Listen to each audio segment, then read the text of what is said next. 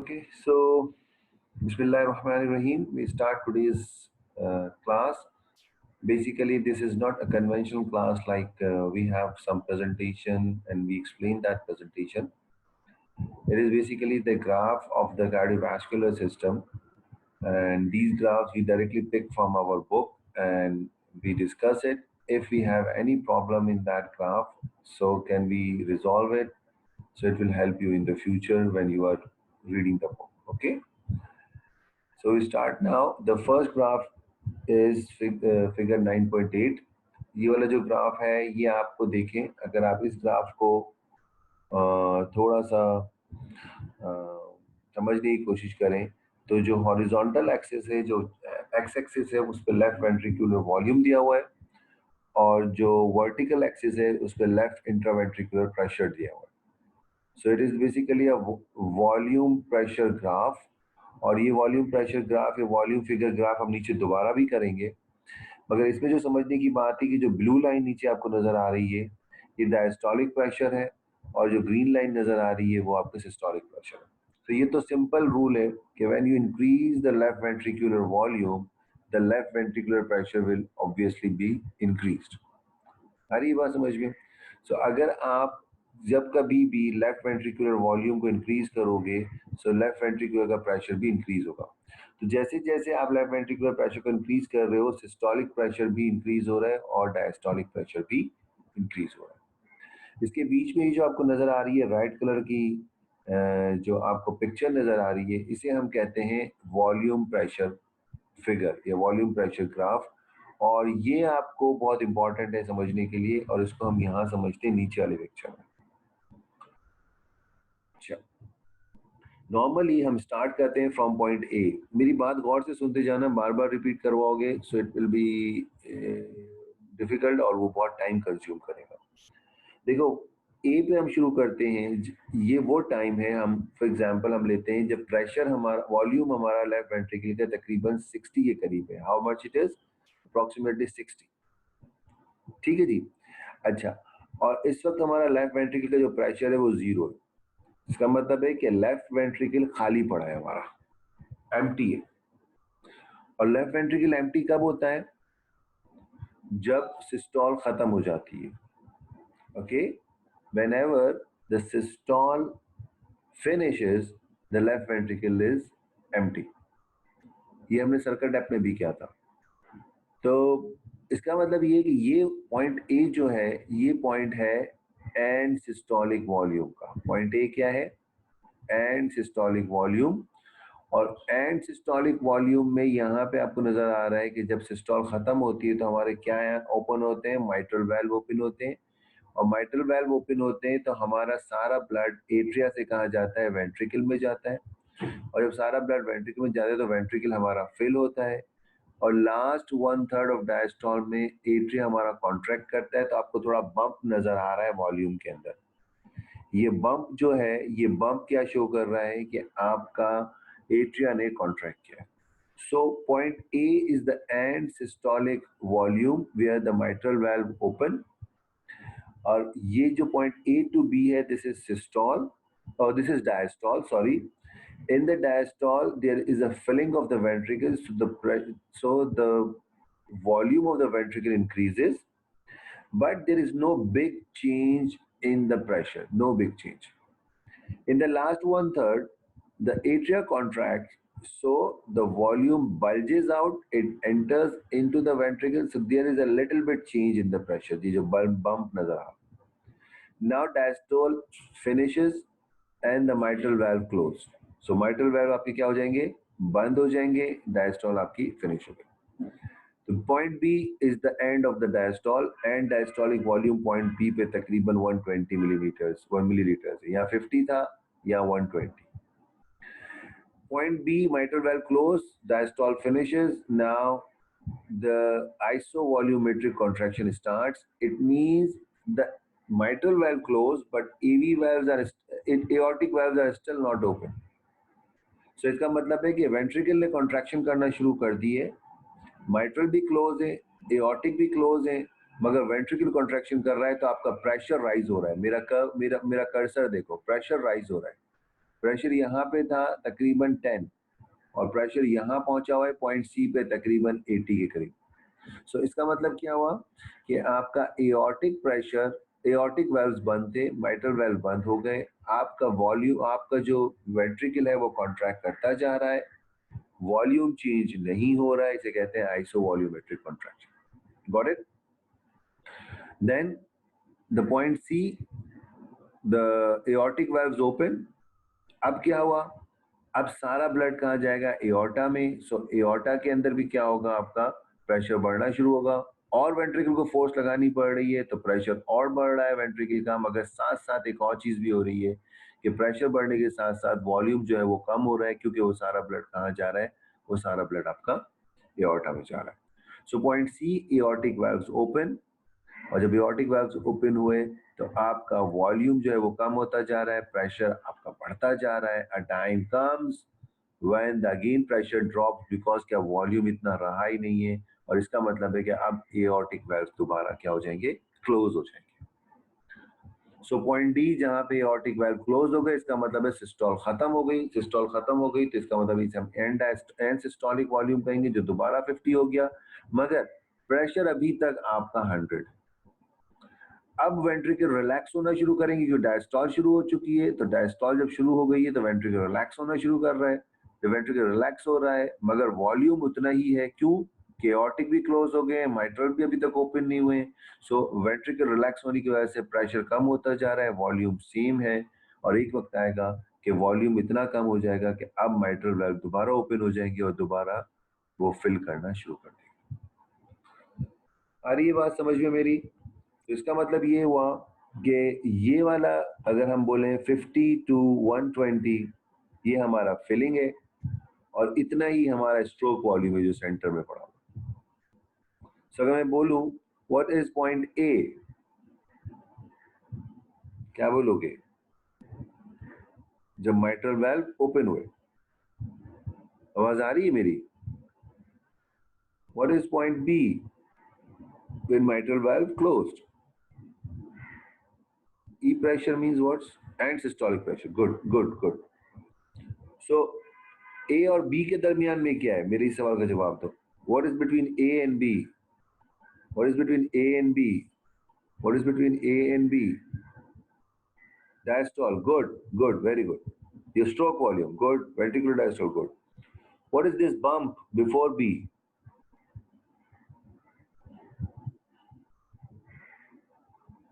Atrial systole. What is between B and A? B and C. B and C. B and C pumping of aorta नहीं है. B and C systole starts systole start at B, but B and C के बीच में आइसोवॉल्यूमेट्रिक contraction है कि एवी valves close हो गए हैं, एओर्टिक वेल्व्स ओपन नहीं हुए, isovolumetric. What is between C and D? C and D,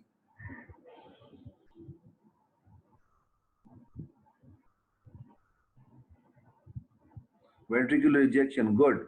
देखो इसीलिए सी से जब वेंट्रिकुलर रिजेक्शन शुरू हुई तो थोड़ी स्लो थी, क्योंकि उसको और फोर्स लगानी पड़ रही है वेंट्रिकल को, मगर अब मिड में आके बड़ी जबरदस्त हो गई और उसने सारे का सारा ब्लड इजेक्ट कर दिया। डी क्या है? डी, सी एंड डी के बीच में कॉन्ट्रैक्शन हो गई, डी हो गया end of diastole and start of systole. End of systole, sorry. End of, sorry. End of systole and start of diastole. These end of systole and start of diastole. And this is the isovolumic contraction D2. Okay? सही है? हम आगे चलें। अच्छा, ये graph, इसमें left ventricular stroke work दिखा रहा है, ये वर्क में इसको कन्वर्ट कर रहा है कि कितना टाइम्स उसको वर्क करना पड़ा है, ग्राम मीटर्स या इसमें कन्वर्ट कर रहा है। सो अगर हम राइट वेंट्रिकुलर का राइट मीन एट्रियल प्रेशर बढ़ाएंगे, इजेक्शन। गुड, ठीक है, राइट मीन एट्रियल प्रेशर बढ़ाएंगे, जितना प्रेशर बढ़ेगा उतना ही उसको वर्क करना पड़ेगा। मगर देखो वो, अगर हम यूं कहें कि वन टाइम, मैं इसको टाइम्स में ले लेता हूँ, वन टाइम वर्क करना पड़ रहा है और ये 3 टाइम्स है। यहाँ पे अगर आप देखो तो अगर हम प्रेशर को बढ़ा रहे हैं तो यहाँ पे 10 टाइम्स, 20 टाइम्स, 30 टाइम्स। क्यों? कि लेफ्ट वेंट्रिकल को ज्यादा फोर्स लगानी पड़ रही है, ज्यादा वर्क करना पड़ रहा है अगेंस्ट एओर्टा।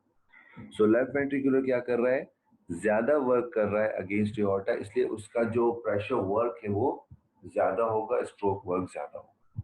ठीक है जी। नीचे हम आते हैं एक और ग्राफ पे। Sir during diastole and injection volume same कैसे होता है? ड्यूरिंग डायस्टोल इंजेक्शन, ये समझ कहाँ है during diastole injection volume? During diastole injection नहीं तो डायरेक्शन देखो, ये डायरेक्शन नहीं देख रहे हो। During diastole direction A to B है, फिलिंग की तरफ जा रही है, एरो एरो देखो।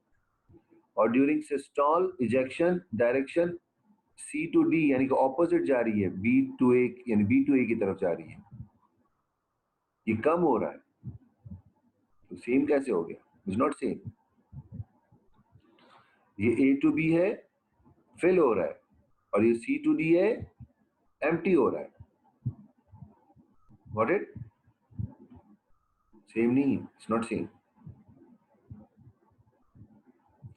अच्छा अब देखो कि एट्रियल प्रेशर हम बढ़ाते हैं, ऑब्वियसली जब हम एट्रियल प्रेशर को बढ़ाएंगे तो हमारा वेंट्रिकुलर आउटपुट भी बढ़ेगा। क्यों भाई?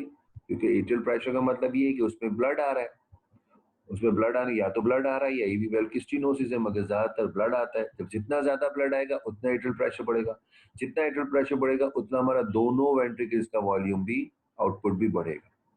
राइट वेंट्रिकुलर आउटपुट भी बढ़ेगा और लेफ्ट वेंट्रिकुलर आउटपुट बढ़ेगा। तो एक तरीके से हम कह सकते हैं कि फ्रैंक स्टाइलिंग लॉ है, ठीक है ना, कि जितना वीनस रिटर्न आएगा उतना ही आपका वेंट्रिकुलर वॉल्यूम भी बढ़ेगा। मगर this is a little bit difference कि ये जो है बहुत तेजी से आउटपुट करता है लेफ्ट वेंट्रिकल, जबकि राइट वेंट्रिकल, जबकि left ventricle slowly and progressively जो है अकॉर्डिंग टू द प्रेशर जो है वो एलिवेट होता है। तो अगर एट्रिया का प्रेशर +4 है तो राइट वेंट्रिकल का pressure, right ventricular volume output तकरीबन 13-14 लीटर्स तक पहुंच जाएगा। जबकि इसी वैल्यू पे पहुंचने के लिए एट्रिया का प्रेशर 16 होना चाहिए, तब लेफ्ट वेंट्रिकुलर प्रेशर बढ़ेगा। क्यों भाई?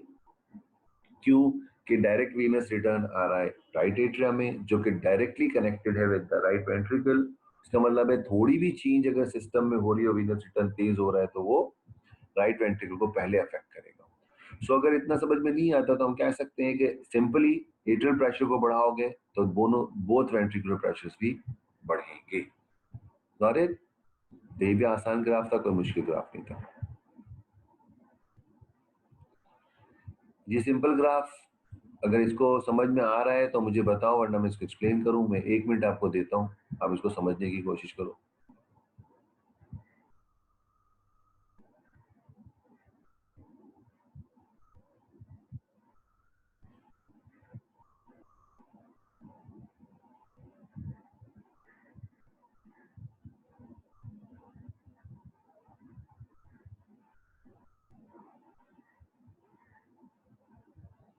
ठीक है, यानी कि अगर आपका नॉर्मल है 5 लीटर्स कार्डिक आउटपुट है, तो आपका सिंपैथेटिक जो है वो तकरीबन बहुत कम है। और अगर आपका कार्डिक आउटपुट आप बढ़ाते हो 10, 12, 15 तक ले जाते हो, तो आपका मैक्सिमम सिंपैथेटिक स्टिमुलेशन होती है। क्यों? कि बराबर वाली फिगर में दिखा रहा है कि सिंपैथेटिक नर्व की सप्लाई जो है वो एसए नोड को भी है और वेंट्रिकल्स को भी है। तो सिंपैथेटिक नर्व सप्लाई इसलिए बढ़ेगी जब आपका राइट एट्रियल प्रेशर बढ़ेगा, कि आपका कार्डिक आउटपुट को बढ़ाना है, और कार्डिक आउटपुट बढ़ाने के लिए आपको सिंपैथेटिक डिस्ट्रीब्यूशन चाहिए, दोनों फोर्स ऑफ कॉन्ट्रैक्शन के लिए भी और हार्ट रेट को तेज करने के लिए।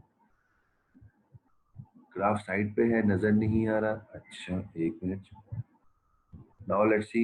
आप बुक भी खोल सकते हो ना, आप गाइडन भी खोल सकते हो अपने सामने। बहरहाल अब नजर आया?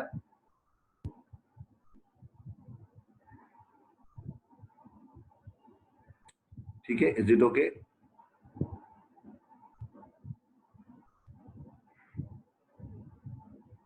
ओके, सही है, मैं आगे चलूं? देखो अभी, हाँ तो बुक खोल लो। तो बुक में इसीलिए बुक खोलिए कि अगर किसी को यहाँ पे समझ में नहीं आए तो बुक में खोल ले, ठीक है। सब आगे चलते हैं। अच्छा ये ग्राफ दोनों साथ आ गए ताकि दोनों एक नजर देख लो। नीचे वाला ग्राफ देखो, नजर आ रहा है? ये बीच में हमारा जब आर्टीरियल प्रेशर तकरीबन 120, हमारे ऑटा का प्रेशर तो 120 होता है ना भाई, उस 120 को बढ़ाने के लिए ही तो वेंट्रिकल भी अपना प्रेशर 120 करता है ड्यूरिंग इजेक्शन। सो राइट, क्या कह रहे हैं, हाँ, राइट प्रेशर सेम क्यों है, कहाँ पे right atrial pressure is not same. आप देखो 25 लीटर पे देखो 8 है और मैक्सिमम, अच्छा तो आप इनकी मैक्सिमम भी देखो ना, जब नॉर्मल सिंपैथेटिक स्टिमुलेशन थी तो वो 8 पे भी 15 लीटर ही पंप कर सकता है, ये मैक्सिमम है। अच्छा अच्छा अच्छा, देखो ये है कि अगर प्रेशर बढ़ रहा है, अगर प्रेशर बढ़ रहा है तो आउटपुट भी बढ़ रहा है, आउटपुट भी बढ़ रहा है, आउटपुट भी बढ़ रहा है, आउटपुट भी बढ़ रहा है, मगर ये सब स्टिमुलेशन अगर नॉर्मल रही तो ये वी मैक्स अचीव हो जाएगा इसका, और वी मैक्स अचीव हो जाएगा इनका +4 पे, और वी मैक्स अचीव होने के बाद क्या होगा जी, अब इससे ज्यादा आप प्रेशर बढ़ाते जाओ आउटपुट नहीं बढ़ेगा, मगर अगर आपने मैक्सिमम सिंपैथेटिक स्टिमुलेशन कर दिए तो वी मैक्स बहुत दूर जाके अचीव होगा, 25 लीटर्स पे अचीव होगा। समझे मेरी बात? तो मैक्सिमम जो अचीव हो रहा है ना वो लेट हो रहा है, यानी कि उसी +4 मिलीमीटर ऑफ मर्करी पे जो मैक्सिमम सिंपैथेटिक स्टिमुलेशन थी वो 25 लीटर पंप कर रहा है, और जो नॉर्मल सिंपैथेटिक स्टिमुलेशन थी वो बढ़ती गई, वो नॉर्मल भी रहेगी, आप प्रेशर बढ़ाते जाओ, यानी कि सिंपैथेटिक स्टिमुलेशन ज्यादा तेज नहीं हो रही है तो वो क्या होगा, मैक्सिमम जो है वो 15 तक जा सकता है, यह जा सकता है। अच्छा, इसको मैं वर्ड को यूं बोलता हूँ कि जा सकता है। ये वी मैक्स है इसका, ये मैक्सिमम अचीवमेंट है इसकी, ठीक है जी। यानी कि अब आप मैक्सिमम भी कितनी ही बढ़ा दो, मैं आखिरी ग्राफ को जाता हूँ, आप मैक्सिमम भी कितनी ही बढ़ा दो और कितना ही प्रेशर बढ़ा दो, मगर 25 लीटर से ऊपर पंप नहीं कर, यानी कि अगर हम एक और एग्जांपल कोट कर ले इससे कि जी हमारा हार्ट जो है वो 22-25 लीटर से ज्यादा पंप नहीं कर, ये भी आइडियल वैल्यू बता रहा हूँ, नॉर्मल सिचुएशन में तो ऐसा भी नहीं हो सकता, ये भी हम बता रहे हैं प्रैक्टिक उसमें एक्सपेरिमेंटली, ठीक है, बात समझ में आई मेरी कि मैक्सिमम। अच्छा जी, नीचे देखो, अगर हम बात करते हैं तो हमारा 120 मिलीमीटर ऑफ मर्करी पे जो हमारा कार्डिक आउटपुट होता है वो तकरीबन 5 लीटर्स होता है, और ये कार्डिक आउटपुट मेंटेन रहता है अप्रोक्सीमेटली 160-170 मिलीमीटर ऑफ मर्करी पे। अगर आप pressure sir right atrial pressure same क्यों है sir, it shows that by increasing sympathetic stimulation you can increase cardiac output at the same pressure. देखो बेटा, अभी मैं बोलूं कि मेरा कार्डिक आउटपुट जो है वो 5 लीटर है, ठीक है, अब मेरा कार्डिक आउटपुट 5 लीटर, ये ब्लू वाली लाइन को फॉलो करता हूँ, ठीक है, तो 5 लीटर पे मैं जीरो, मेरा आर्टियल प्रेशर जो है वो 0 या 1 मिलीमीटर ऑफ मर्करी है, अगर मैं एग्जांपल, अब मैं कहता हूँ जी मेरा जो है वो प्रेशर राइट एट्रियल प्रेशर बढ़ रहा है, तो जाहिर बात है मेरा कार्डिक आउटपुट भी बढ़ेगा, ठीक है, मेरा राइट एट्रियल प्रेशर बढ़ रहा है तो मेरा कार्डिक आउटपुट भी बढ़ेगा, मगर जैसे जैसे मेरा राइट एट्रियल प्रेशर बढ़ रहा है मेरा कार्डिक आउटपुट बढ़ रहा है, और मेरी नॉर्मल सिंपैथेटिक स्टिमुलेशन में कोई एक्स्ट्रा ऑर्डिनरी सिंपैथेटिक स्टिमुलेशन की जरूरत नहीं है, कोई बहुत ज्यादा तेज सिंपैथेटिक स्टिमुलेशन की जरूरत नहीं है, मगर अब क्या हुआ कि जी ये मेरी नॉर्मल ने काम किया कहाँ तक, 10 लीटर तक या 11 लीटर तक, अब मेरा राइट एट्रियल प्रेशर बढ़ रहा है मगर मेरी सिंपैथेटिक स्टिमुलेशन कोई फर्क नहीं कर रही, वो नहीं बढ़ पा रही है, उससे ज्यादा कार्डिक आउटपुट नहीं बढ़ा पा रही है। अब मैंने एक्सपेरिमेंटली एक्स्ट्रा सिंपैथेटिक स्टिमुलेशन दे दी, तो उसकी वजह से क्या हुआ कि मेरा कार्डिक आउटपुट और बढ़ता गया जैसे जैसे मेरा राइट एट्रियल प्रेशर भी बढ़ता गया। Sir right atrial pressure same क्यों है sir, it shows that by increasing sympathetic stimulation you can increase cardiac output at the same pressure. हाँ, बट सेम प्रेशर की बात कर रहे हैं, बिल्कुल सही पकड़ा, तो स्टिमुलेशन चेंजेस हैं, एक है नॉर्मल आपकी स्टिमुलेशन, आप कोई स्टिमुलेशन नहीं दे रहे हो, आप नॉर्मल स्टिमुलेशन दे रहे हो, और आप एक मैक्सिमम एक्सपेरिमेंटल स्टिमुलेशन दे रहे हो। आई होप समझ में आया होगा, ठीक है, अगर नहीं तो फिर एक तरीके से एक्सप्लेन करते हैं हम लोग आगे जाके, ठीक है। अच्छा, बहरहाल नीचे वाले को मैं दिखाता हूँ, नीचे वाले में तुम इसको दोबारा मेरी रिकॉर्डिंग को दोबारा पढ़ना, शायद मेरे वर्ड्स को तुम अभी नहीं समझ पा रहे हो, मगर दोबारा पढ़ सुनना। अच्छा, अब ये एट्रियल प्रेशर तो ये तो आसान है कि जी 120 से लेके 160 170 तक की विंडो में जो है वो हमारा कार्डिक आउटपुट मेंटेन रहता है, मगर जैसे ही आर्टीरियल प्रेशर बढ़ता है जैसे एओर्टा ने और प्रेशर बढ़ा दिया, यानी कि एओर्टा के अंदर रेजिस्टेंस बढ़ेगा तो क्या होगा? Cardiac output, obviously cardiac output has limits according to the Frank-Starling law. Whatever amount of the blood comes into the heart, it has to be ejected out under the physiological limits. ये Frank-Starling law कहता है। अब आपने cardiac में 5 डाला, 5 pump करा, 7 डाला, 7 pump करा, 10 डाला, 10 पंप करा। बट आपने 12 डाला, 13 डाला, 14 डाला, अब क्या हुआ? आपको स्टिमुलेशन भी मिल रही है, आपको एवरीथिंग इज देयर, मगर आपका फिलिंग टाइम कम हो गया, तो कार्डिक आउटपुट कम हो गया। यहाँ पे जो ऊपर है ये एक्सपेरिमेंटल है, बहुत सारे ग्राफ इसमें एक्सपेरिमेंटल है, रियल नहीं है। इफेक्ट ऑफ कार्डिक आउटपुट करो on different degree of sympathetic parasympathetic stimulation, ठीक है, मगर हम साथ साथ हमें फिजियोलॉजिकली भी तो देखना है ना, इंटरनली भी क्या हो रहा है बॉडी, तो ये एक्सपेरिमेंटल ग्राफ्स।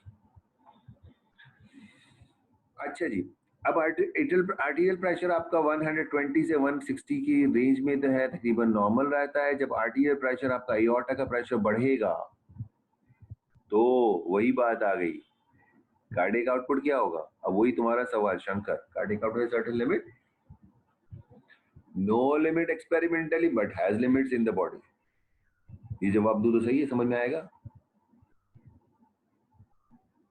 मुझे इसका जवाब दो कि अगर 160 से ऊपर जा रहा है प्रेशर, आर्टीरियल प्रेशर एओर्टा का, तो कार्डिक आउटपुट क्या होना चाहिए? स्लोली स्लोली डिक्लाइन होगा, मगर देखो बहुत ज्यादा डिक्लाइन नहीं हो रहा, 4.5 लीटर तक आया है, तकरीबन 200 मिलीमीटर हमारे करीब है, मगर 200 से 250 तक ये 4.5 से 0 पे आ गया। इसका मतलब क्या हुआ कि आपने रेजिस्टेंस क्रिएट कर दिया, यू हैव क्रिएटेड रेजिस्टेंस, कि हार्ट जब पंप कर रहा है तो एओर्टा उसको रेजिस्ट कर रहा है, एओर्टिक स्टेनोसिस। मैं एग्जांपल दे देता हूँ क्या होगा, मैं एग्जांपल दे देता हूँ, एओर्टा का बहुत मैसिव एथेरोस्क्लेरोसिस,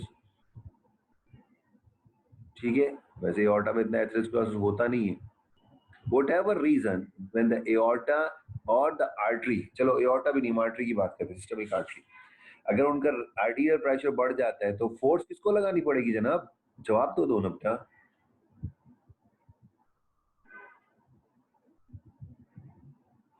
अगर हम आर्टीरियल प्रेशर बढ़ाते हैं तो फोर्स किसको लगानी पड़ेगी? एट्रिया को डायरेक्टली तो नहीं, डायरेक्टली किसको लगानी पड़ेगी? वेंट्रिकल को। गुड, वेंट्रिकल्स को जब फोर्स लगानी पड़ेगी तो ventricle to a certain limit तो फोर्स लगा के आउटपुट को मेंटेन करेंगे, मगर और फोर्स हम प्रेशर बढ़ाते गए आर्टरी का, तो वेंट्रिकल फिर हम उस प्रेशर को ओवरकम नहीं कर सकेंगे और कार्डिक आउटपुट आपका कम हो जाएगा। सो आई थिंक इतना मुश्किल नहीं है। शुड आई गो अहेड, आगे जाऊं? Cardiac output remains same at certain limit of pressure, above that gradually decrease output. Good, बिल्कुल सही एग्जांपल है, यहीं कहीं लिखी हुई होगी ये। गुड, वेरी गुड, ये इसकी डेफिनेशन कि कार्डिक आउटपुट जो है वो कुछ प्रेशर लिमिट्स तक तो अपने आप को मेंटेन करता है, मगर प्रेशर ज्यादा हो जाता है तो उसको कोप अप नहीं कर सकता और ग्रेजुअली डिक्रीज। गुड, ये तुमने बताया है कि तुमने पूछा था? अगर बताया है तो वेरी गुड, पूछा था तो भी सही है। Okay, rhythmic excitation of the heart, ये ग्राफ बताऊं? ये तो बचपन से पढ़ते आ रहे हो, फर्स्ट ईयर से।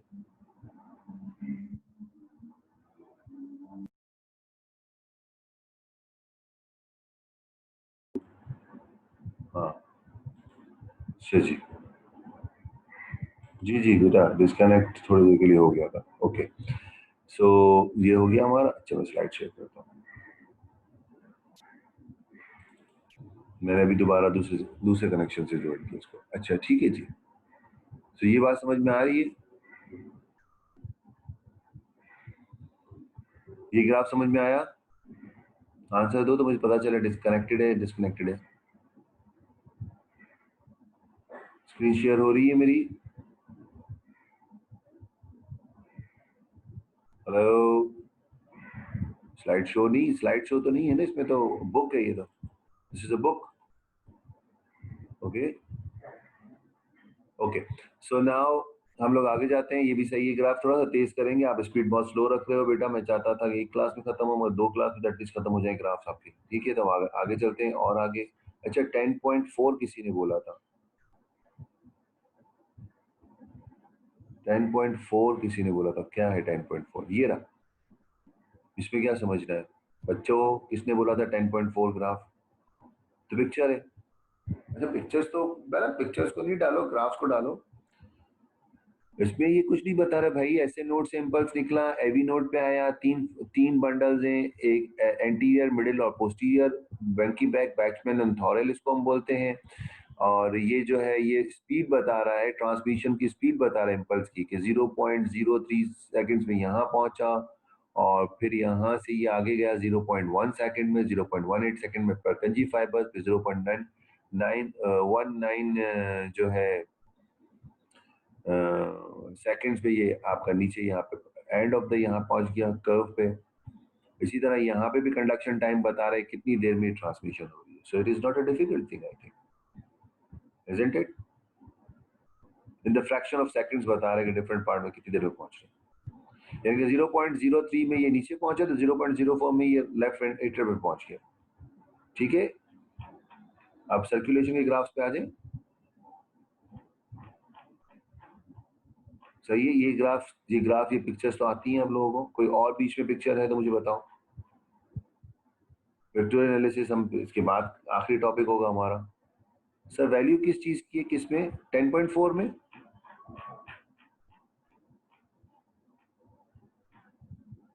इसमें ये fraction of seconds after initial appearance at sinusoidal node, sinusoidal से अराइज हुआ, उसके बाद 0.03 सेकंड में आपको यहाँ मिलेगा, 0.03 सेकंड में आपको यहाँ मिलेगा, 0.07 सेकंड में आपको यहाँ भी मिलेगा, यहाँ भी मिलेगा, 0.19 में ये बिल्कुल एजेस ऑफ द हार्ट पे पहुंच जाएगा, जो आपका बेस ऑफ द हार्ट है। और 0.22 में ये जो एंडोकार्डियम से एपिकार्डियम पे बाहर की तरफ आ जाएगा। और 0.21 में ये बता रहा है कितनी कितनी देर में इम्पल्स कहाँ पहुंचा हुआ हो।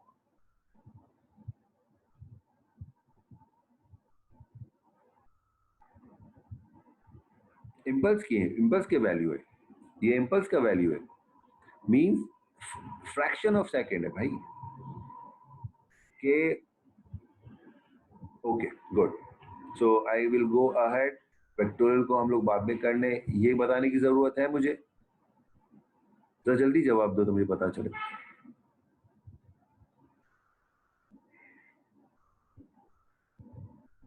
आई थिंक नो। यस सर, ये बताओ। आइए बच्चों, ये भी तुम लोग पढ़ोगे, पूछोगे मुझसे। Okay, so no sir, no sir. चलो एक बच्चे ने बोला है भाई यस सर, तो वो करना पड़ेगा, थोड़ा सा जल्दी से चलाया तो मुझे करना पड़ेगा। यू कैन सी हियर, ये आपकी जो है ईसीजी की वेव्स नजर आ रही हैं आपको, ये आपका क्यूआरएस कॉम्प्लेक्स नजर आ रहा है जो कि डीपोलराइजेशन ऑफ वेंट्रिकल को शो कर रहा है। सो ये आपकी इलेक्ट्रिकल एक्टिविटी है from the surface of the heart, और जो इलेक्ट्रिकल एक्टिविटी ऊपर डीपोलराइजेशन रिपोलराइजेशन में नजर आ रही है वो आपकी फ्रॉम द मसल है। और आप अगर देखो कि फ्रॉम द मसल में देखो तो वहां पे आपको ग्राफ ऐसा मिलता हुआ नजर आता है। ये साइड पे इसने पैच क्लैंप लगा के पिक्चर में दिखा रहे हैं कि हम कैसे ग्राफ लेते हैं। सो डीपोलराइजेशन जब हो रही है मसल के अंदर, तो उसी वक्त सरफेस ऑफ द हार्ट पे भी आपको क्यूआरएस कॉम्प्लेक्स नजर आ रहा है। इसका मतलब है उसी वक्त सरफेस पे भी आपकी डीपोलराइजेशन हो रही है। जब रिपोलराइजेशन यहाँ हो रही है ऊपर वाली ग्राफ है मसल में, तो इसका मतलब है उसी वक्त पी वेव बन रही है, और उसी वक्त क्या हो रहा है आपका रिपोलराइजेशन आपका सरफेस ऑफ द हार्ट पे भी नजर आ रही है। So is a comparison between the monophasic action potential of the ventricular muscle fibre और ईसीजी। मोनोफेजिक मतलब आपने एक इलेक्ट्रोड से नेगेटिव और पॉजिटिव से लिया है मसल में, और ईसीजी का मतलब ये है कि आप सरफेस ऑफ द हार्ट से ले रहे हो। ठीक है, आगे चलते हैं। ये लीड्स हैं। चलो वेक्टोरियल का हम स्किप करेंगे। वेक्टोरियल है ये, हाँ वेक्टोरियल का हम स्किप करेंगे। वेक्टोरियल हमारा आखिरी टॉपिक होगा इंशाल्लाह, and then we will finish it. क्योंकि थोड़ा मुश्किल है, मैं भी इसको थोड़ा सा एक दफा दोबारा दोबारा रीड करूंगा, मेरे कॉन्सेप्ट भी दोबारा क्लियर करूंगा। ओके, एरिथमियास भी किए हुए हैं क्या? कराऊं एरिथमियास? कौन कौन सी एरिथमियास कराने हैं? अगर आप क्विकली बुक आपके हाथ में है, अगर आप लोग बताओ तो। एरिथमियास के साथ करा चुका हूँ।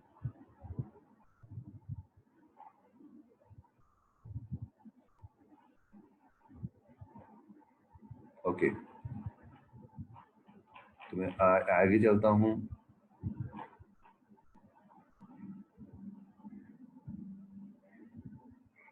अच्छा ये देख लो,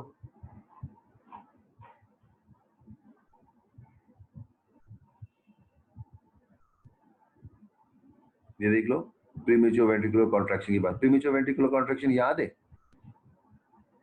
याद है premature ventricular contraction? Premature ventricular contraction क्या था कि जब वेंट्रिकल एक दफा कॉन्ट्रैक्ट कर जाता था तो उसका जो टॉपिक फोकस होता था वो दोबारा बीट करता था, और जब वो दोबारा बीट करता था तो वो एक नई वेव को बीच में जनरेट करता था। इसे हम कहते हैं प्रीमेच्योर वेंट्रिकुलर कॉन्ट्रैक्शन। और अगर हम मोनोफेजिक एक्शन पोटेंशियल लें और देखें तो देखो ये वेंट्रिकल कॉन्ट्रैक्ट कर रहा है और रिपोलराइज हो रहा है। ड्यूरिंग रिपोलराइजेशन एक नई वेव जनरेट हो गई और इसने इस तरह से इसको उठा लिया, कॉन्ट्रैक्शन बिफोर टाइम। और ये आपको एक बिजार शेप वेंट्रिकुलर कॉन्ट्रैक्शन नजर आएगी। बिजार शेप ये देख रहे हो आप, यहाँ देखो ये नॉर्मल क्यूआरएस कॉम्प्लेक्स है जो मेरा यहाँ एरो नजर आ रहा है, और ये वाला भी नॉर्मल है, ये जो मेरा एरो नजर आ रहा है। बट अगर आप ये वाला देखो तो ये एबनॉर्मल है, और ये वाला देखो तो ये भी एबनॉर्मल है। कंपेंसेटरी पॉज कहाँ लिखा है, कौन से पेज पे? इस पेज पे हूँ मैं, 147 पे ही है, तो मैं देख लेता हूँ।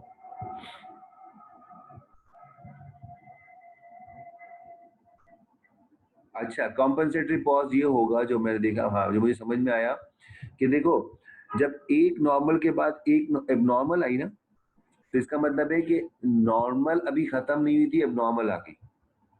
सो अब एबनॉर्मल खत्म होगी एंड आफ्टर सम टाइम नई नॉर्मल आएगी, तो थोड़ा टाइम जो होता है वो बढ़ जाता है, इसके कंपेंसेटरी पॉज। इसका मैं यहाँ पे रीजन आपको देता हूँ।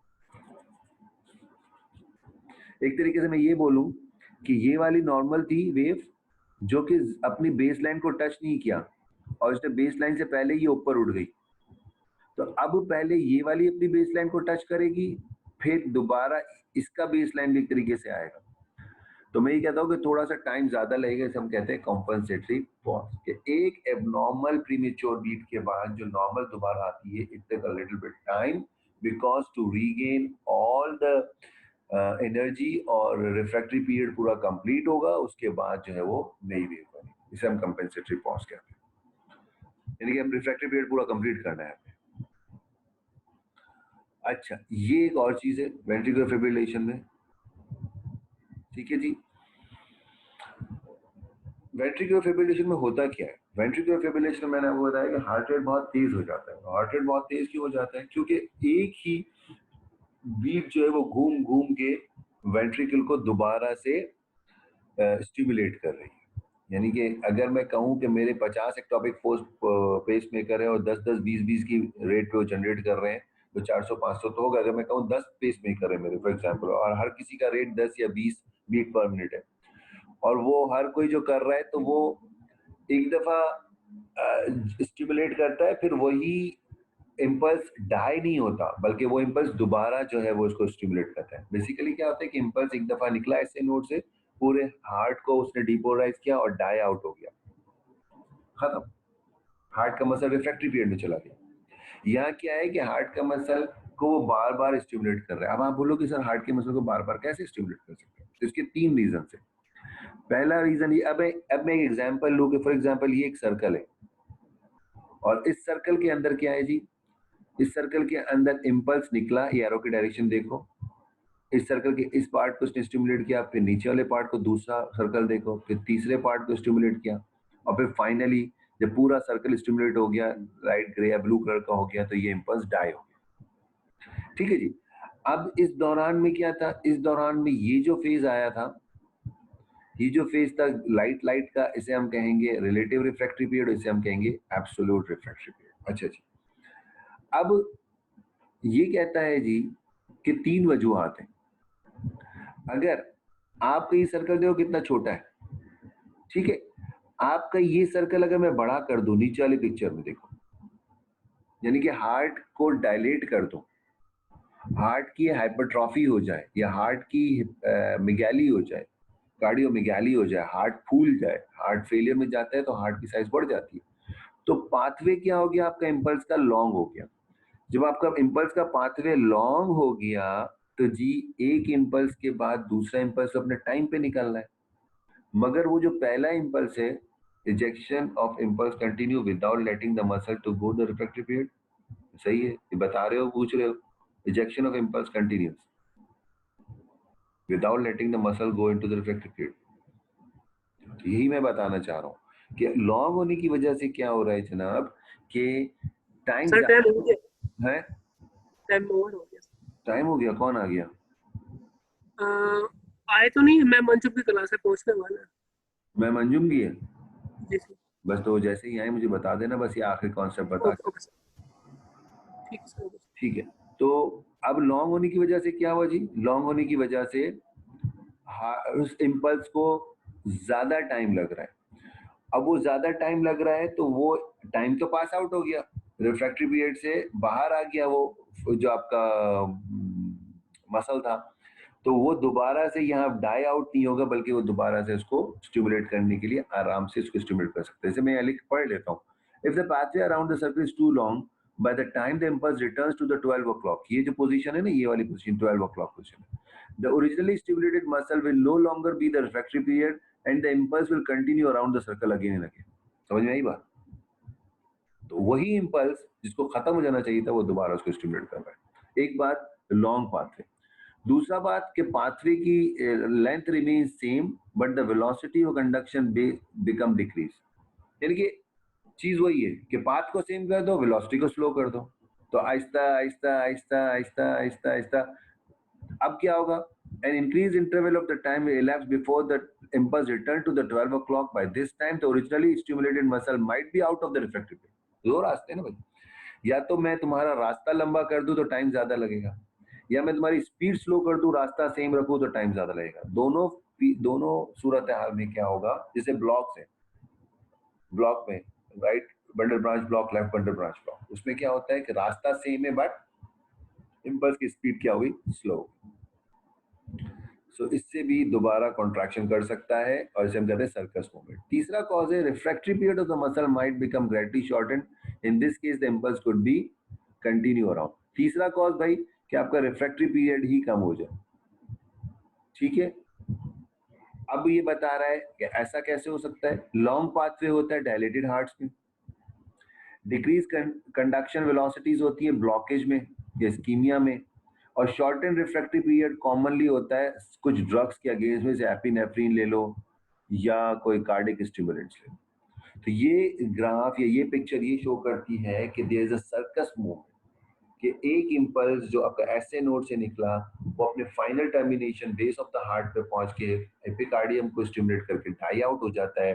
बट अगर वो इम्पल्स डाई आउट ना हो तो वो इम्पल्स बार बार हमारे हार्ट को स्टिमुलेट करता रहेगा, this leads to fast cardiac rate, heart rate, this leads to rapid cardiac conductions, और उसकी वजह से आपका एक ही इम्पल्स बार बार करेगा तो आपका हार्ट रेट तेज हो जाएगा and leads to ventricular fibrillation. और ये क्यों एक ही इम्पल्स करेगा भाई, इसके 3 रीजन बता दिए, increase pathway dilated hearts, decrease velocity means blockage of the impulse, और तीसरा जो है वो decrease refractory period due to certain drugs. ठीक है, सो हमने इसके ग्राफ्स कर लिए हैं, हम नेक्स्ट क्लास में सर्कुलेशन करके we will finish it and then finally the vectorial analysis and we will finish it इंशाल्लाह। ठीक है जी,